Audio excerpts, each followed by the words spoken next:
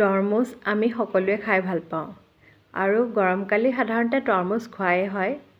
তৰমুজ বুলি ক'বলৈ গ'লে আচলতে প্ৰচুৰ পৰিমাণে পানী থাকে, গতিকে আমাৰ বিশেষকৈ শৰীৰটো হাইড্ৰেট কৰি ৰাখে, সেইকাৰণে আমি তৰমুজ খাবই লাগে।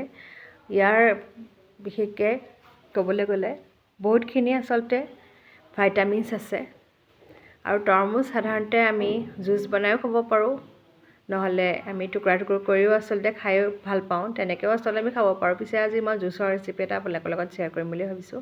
এতিয়া মই জুচাৰত এনেকৈ জুচ বনাই ল'লোঁ। চিয়া চিডছ আগতীয়াকৈ মই তিয়াই থৈ দিছিলোঁ, গতিকে মই চিয়া চিডছো অকণমান দি দিছোঁ। স্লাইড অকণমান নিমখ দিছোঁ, আপোনালোকে ক'লা নিমখ দিব পাৰে। আৰু এতিয়া মোৰ ৰেডি হৈ গ'ল একদম ৰিফ্ৰেছিং জুচ, হেল্থৰ কাৰণেও ভাল। আৰু আমি আচলতে এনেকৈ ট্ৰাইও কৰি চাব লাগে। চিয়া চিডছো আচলতে হেল্থৰ কাৰণে বহুত ভাল, ৱেইট লছত কাম দিয়ে। সেইকাৰণে আমি দুয়োটাই একেলগে মিক্স কৰি পেলাই আজি জুচৰ ৰেচিপি এটা শ্বেয়াৰ কৰিলোঁ।